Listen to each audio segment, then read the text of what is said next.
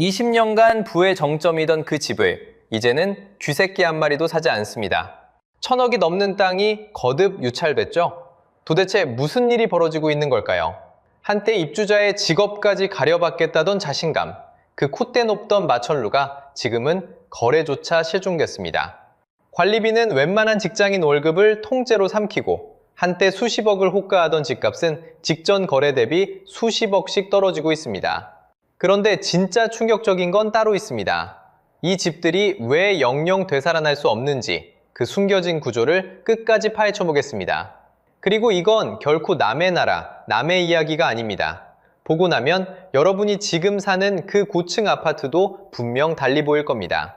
본격적인 이야기에 앞서 끝까지 보시면 분명 손해보지 않으실 내용이니 구독과 좋아요, 알림 설정 한번 눌러주시면 큰 힘이 됩니다. 자, 그럼 시작하겠습니다. 한때 이 집은 명함보다 강했습니다. 주소 하나로 사람의 급을 증명하던 시절이 있었죠. 2000년대 초 강남 한복판에 솟아오른 그 마천루는 부의 정점이었습니다. 입주자의 직업까지 가려받겠다던 자신감, 그 콧대 높던 위상을 온 나라가 부러워했습니다. 그곳에 산다는 건 성공의 증명서를 손에 쥔다는 뜻이었습니다. 그땐 매물이 나오기가 무섭게 팔렸습니다. 가진 사람은 종처럼 내놓지 않았고 가지려는 사람은 줄을 섰습니다. 그 높이에 산다는 것 자체가 누구나 부러워하는 신분의 상징이었습니다. 그런데 지금 그 집의 거래 게시판은 텅 비어 있습니다. 사겠다는 사람도 팔겠다는 사람도 보이지 않습니다. 부의 신화가 거래조차 사라진 현장으로 바뀐 겁니다. 숫자가 모든 걸 말해줍니다. 같은 강남의 초고급 주거 시그니엘 레지던스를 보시죠. 이곳의 연간 거래는 2022년 13건에서 2023년 11건, 그리고 2024년에는 단 4건으로 주저앉았습니다. 무려 223가구가 사는 단지에서 1년의 손바뀜이 4번 뿐이었습니다. 사실상 시장이 멈춘 겁니다. 가격은 어땠을까요? 전용 204제곱미터, 그러니까 62평짜리 한 채가 2024년 7월 73억에 팔렸습니다. 시돈처럼 들리시죠? 그런데 이 거래, 직전 가격보다 수십억이 빠진 금액이었습니다. 부르는 값이 아니라 깎이는 값이 된 겁니다. 여러분, 더 무거운 건 따로 있습니다. 가지고 있는 동안 나가는 돈입니다. 큰 평형의 관리비는 세대에 따라 월 수백만 원에 이릅니다.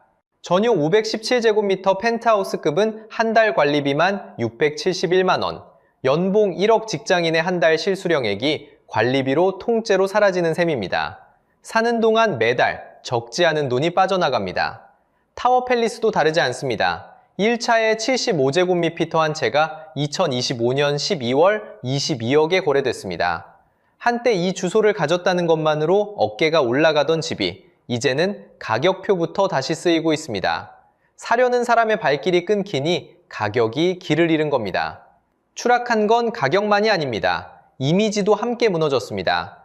여러분도 기억하실 그 사건, 시그니엘을 단기 임대로 빌려 재벌 3세 행세를 하던 한 인물이 있었습니다. 수억의 임대료로 수십억짜리 집의 주인처럼 행세했고 결국 30억대 사기로 구속됐습니다. 부의 상징이 사기의 무대로 이용된 겁니다. 충격적인 추락이었습니다. 명함 대신 내밀던 주소, 그 주소가 이제는 아무도 손들지 않는 빈칸이 됐습니다. 도대체 이 집들에 그 사이 무슨 일이 벌어진 걸까요? 모두가 우러러보던 집이 어쩌다 이렇게까지 됐을까요? 그런데 진짜 충격적인 건 가격이 아닙니다. 집값이 떨어진 게 문제가 아닙니다. 이 집들은 영영 되살아날 수가 없습니다. 그 단서는 엉뚱한 곳에서 나옵니다. 강남 논현동입니다. 펜디가 손을 댄 하이엔드 주거 부지가 있었습니다. 입주자의 직업과 자산까지 심사하겠다던 곳이죠. 한때 화제의 중심이었습니다. 그런데 그 땅을 짓던 시행사가 무너졌습니다. 빌린 돈이 1,800억이었습니다. 금리가 한 해 사이 2배 가까이 뛰었습니다. 그 이자를 끝내 감당하지 못했습니다. 약속한 돈을 갚지 못하니 빌려준 쪽이 권리를 거둬들였습니다. 결국 이 땅은 통째로 공매로 넘어갑니다. 생각해보면 묘한 일입니다. 가장 까다롭게 사람을 골라 받겠다던 땅이었습니다. 그런 곳을 이제는 시장이 거꾸로 외면합니다. 자, 여기서부터가 진짜입니다. 첫 최저가는 3,713억이었습니다. 아무도 손들지 않았습니다. 가격을 내립니다.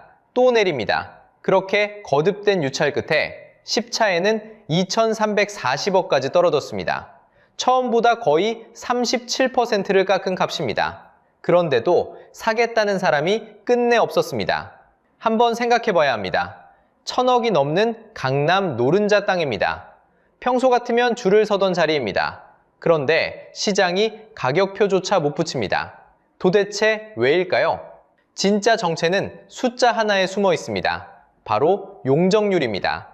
용적률은 쉽게 말해 땅 한 평 위에 건물을 얼마나 높이 쌓았느냐는 비율입니다. 보통 아파트는 200에서 250% 사이입니다. 그런데 북토부 자료에 잡힌 타워팰리스는 919%, 어떤 동은 923%입니다. 땅보다 건물을 9배 넘게 올린 셈입니다. 일반 아파트의 4배에 가깝습니다. 이게 왜 무서운지는 재건축을 떠올려보면 단번에 이해됩니다. 재건축은 낡은 옷을 새 옷으로 갈아입는 일입니다. 그 새 옷값은 보통 누가 낼까요? 더 많이 지어서 남에게 파는 일반 분양분이 메워줍니다. 그게 재건축을 굴러가게 하는 남의 돈입니다. 그런데 이미 9배를 올려버린 땅에는 더 지어 올릴 여유가 없습니다. 갈아입을 천이 한 조각도 안 남은 겁니다. 일반 분양으로 메울 여지가 0에 가깝습니다. 그러면 그 막대한 공사비는 누가 낼까요? 그 안에 사는 사람들이 한 푼도 빠짐없이 전부 떠안아야 합니다. 수억 원이 될지 수십억이 될지 모릅니다. 그 부담을 지고 새로 짓겠다고 모두가 동의하기란 거의 불가능에 가깝습니다. 사업성이 사실상 사라집니다. 그래서 추진 자체가 어렵습니다. 보통의 낡은 아파트는 시간이 지나면 땅값이 받쳐줍니다. 그런데 이 집은 다릅니다. 땅의 힘은 이미 다 끌어다 썼습니다. 시간이 흐를수록 받쳐주는 건 없고 건물만 조용히 낡아납니다. 물론 모든 초고층이 똑같이 이렇게 되는 건 아닙니다. 자재와 평수, 입지에 따라 분명한 차이는 있습니다. 새로 지은 단지나 입지가 다른 곳까지 한 묶음으로 볼 수는 없습니다. 다만 용적률이 한번 이렇게 굳어진 건물은 그 한계를 되돌리기가 매우 어렵다는 겁니다. 여기에 또 하나가 겹칩니다. 외벽이 통유리, 이른바 커튼월입니다. 보기엔 더없이 근사합니다. 그런데 단열에는 취약합니다. 여름엔 온실, 겨울엔 냉굴에 가깝습니다. 냉난방비가 해마다 위로 얹힙니다. 낡아가는데 유지비는 도리어 늘어나는 구조입니다. 이쯤 되면 그림이 보입니다. 값이 안 떨어져서 안 팔린 게 아니었습니다. 시장은 이미 답을 알고 있었던 겁니다. 손 쓸 수 없는 집이라는 것을요. 그래서 1,000억짜리 땅에도 아무도 손을 들지 않았던 겁니다. 그렇다면 그 많던 부자들은 다 어디로 갔을까요? 돈의 흐름이 그 정답을 말해줍니다. 지난 20년 부의 상징은 높이였습니다. 더 높은 층, 더 멀리 보이는 전망, 그게 곧 성공의 증거였죠. 그런데 지금 그 공식이 통째로 뒤집히고 있습니다. 여기 충격적인 숫자가 있습니다. 반포레미안 원베일리, 전용 59제곱미터, 우리가 흔히 말하는 24평입니다. 이 집이 2025년 11월 무려 45억에 팔렸습니다. 평당으로 따지면 약 2억 5천입니다. 같은 시기 타워팰리스 3차의 49평짜리 대형 세대를 보겠습니다. 2025년 12월 거래가가 54억 5천, 평당 약 1억입니다. 자, 여기서 멈춰서 생각해 보십시오. 한쪽은 24평, 다른 쪽은 49평. 면적은 절반 이하입니다. 그런데 가격은 거의 어깨를 나란히 합니다. 평수의 절반도 안 되는 집이 2배 넘는 집값을 코앞까지 따라잡은 겁니다. 평파셔네트 가격으로 다시 보면 차이는 더 선명합니다. 반포 신축은 평당 2억을 넘겼습니다. 타워팰리스 대형은 평당 1억 선입니다. 2배가 넘는 격차죠. 시장이 무슨 말을 하는 걸까요? 초고층 노후 아파트의 면적을 더는 그만큼 쳐주지 않는다는 뜻입니다. 넓은 평수가 더 이상 부의 보증 수표가 아니라는 신호입니다. 부자들은 이미 답을 찾았습니다. 높이가 아니라 땅입니다. 나인원 한담을 보겠습니다. 영화감독 김용화 씨가 2021년 이 집을 75억에 샀습니다. 전액 현금이었습니다. 그리고 2025년 250억에 팔았습니다. 4년 만에 175억이 불어난 겁니다. 341가구짜리 낮은 고급 단지죠. 한남더일은 또 어떻습니까? 용적률이 120%에 불과합니다. 무슨 뜻이냐면 건물 밑에 깔린 내 땅이 그만큼 넓다는 겁니다. 전용 72평 세대의 배지 지분이 70평, 사실상 땅을 통째로 사는 아파트입니다. 한강 조망 하나 없이도 100억에 거래된 집이 여기 있습니다. 여러분, 높이는 빌린 것이고 땅은 가진 것입니다. 건물을 시간이 가면 낡습니다. 하지만 땅은 새로 만들 수가 없습니다. 그래서 부자들의 돈은 닳지 않는 쪽으로 흘러갑니다. 이런 집들은 한 가지 공통점이 있습니다. 세대수가 아주 적다는 겁니다. 에테르노 청담은 단 29가구입니다. 일부러 작게 지어 아무나 들어올 수 없게 만든 겁니다. 흔할수록 값이 떨어지고 귀할수록 값이 오릅니다. 부의 무게중심은 이렇게 넓고 높은 집에서 작고 희소한 집으로 옮겨가고 있습니다. 이 흐름은 2026년에 더 또렷해졌습니다. 에테르노 청담의 올해 공시가격은 325억 7천, 전국에서 가장 비싼 집입니다. 1년 전보다 무려 62%가 뛰었습니다. 화려한 마천루가 거래조차 끊긴 사이 낮고 조용한 집은 신기록을 갈아치우고 있습니다. 이건 명품 시장에서 벌어진 변화와 똑 닮았습니다. 한때는 큼지막한 로고가 부의 상징이었습니다. 그런데 지금 진짜 부자들은 로고 없는 옷을 입습니다. 보여주는 럭셔리에서 조용한 럭셔리로. 집도 똑같이 움직이고 있는 겁니다. 그런데 가격보다 더 무서운 게 있습니다. 그 높은 집에서 나이 들어가는 일 그 자체입니다. 우리는 오랫동안 믿어왔습니다. 높은 곳에 사는 게 성공이라고요. 하늘과 가까운 그 집이 부의 증명이라고 말이죠. 그런데 정작 그 안에서 살아보면 이야기가 조금 달라집니다. 젊을 땐 전망입니다. 창밖으로 펼쳐진 도시가 매일 자랑이죠. 하지만 나이가 들수록 그 높이는 점점 벽이 됩니다. 생각해 보십시오. 70층입니다. 어느 날 정전이 옵니다. 엘리베이터가 멈춥니다. 그 순간 집은 갇히는 공간이 됩니다. 평소엔 버튼 한 번이면 됩니다. 그래서 높이를 잊고 삽니다. 하지만 그 편리함은 전기에 매달려 있습니다. 전기가 끊기는 순간 70층의 높이가 고스란히 되돌아옵니다. 다리가 불편한 어르신에게 계단 70층은 길이 아닙니다. 오르내릴 수 없는 절벽입니다. 장보러 한번 나가는 일조차 큰 마음을 먹어야 하는 일이 됩니다. 약을 타러 병원에 가는 길도 그렇습니다. 매일의 작은 외출이 매일의 숙제가 됩니다. 불이 나면 어떨까요?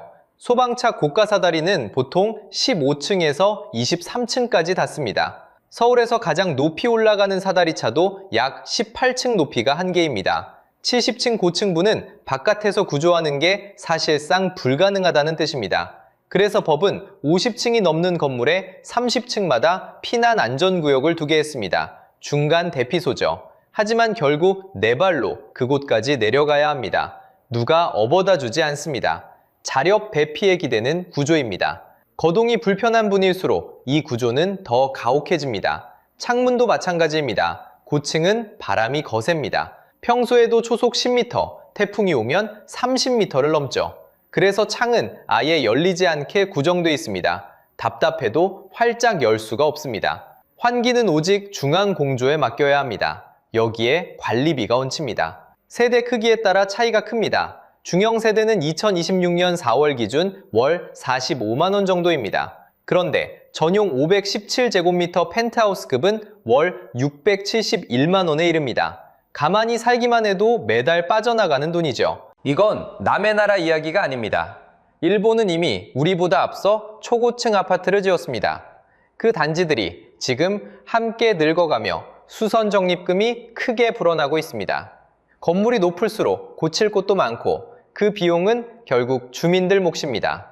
손볼 곳은 쌓이는데 합의는 쉽지 않죠. 먼저 늙은 그 도시의 풍경이 우리의 가까운 미래를 미리 보여주는 셈입니다. 물론 모든 초고층이 똑같지는 않습니다. 자재가 튼튼하고 입지가 빼어난 단지는 사정이 다릅니다. 그 점은 분명히 인정해야 합니다. 하지만 보통의 은퇴자에게 높이는 더 이상 자랑이 아닙니다. 부담이고 때로는 벗어나기 어려운 짐입니다. 여러분, 한번 떠올려 보십시오. 지금은 거뜬해도 10년 뒤, 20년 뒤에 나는 어떨까요? 무릎은 약해지고 걸음은 느려집니다. 나이가 들수록 집은 나를 지켜주는 곳이어야 합니다. 그런데 그 집이 오히려 나를 가두는 곳이 된다면 그건 더 이상 안식처가 아닙니다. 그래서 사람들이 내려옵니다. 진짜 부자들도 평범한 은퇴자들도 낮고 안전한 집으로 향합니다. 한때는 높이가 부의 상징이었습니다. 이제는 땅과 안전이 그 자리를 대신합니다. 저층으로 내려가는 건 후퇴가 아닙니다. 오히려 나를 지키는 가장 합리적인 선택입니다. 여러분의 노후는 어디에 있어야 안전할까요?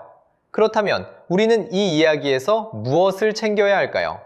부의 상징이 무너진 건 단순히 가격이 떨어져서가 아니었습니다. 이유는 두 가지였습니다. 첫째, 다시 만들 수 없는 구조입니다. 용적률 923%.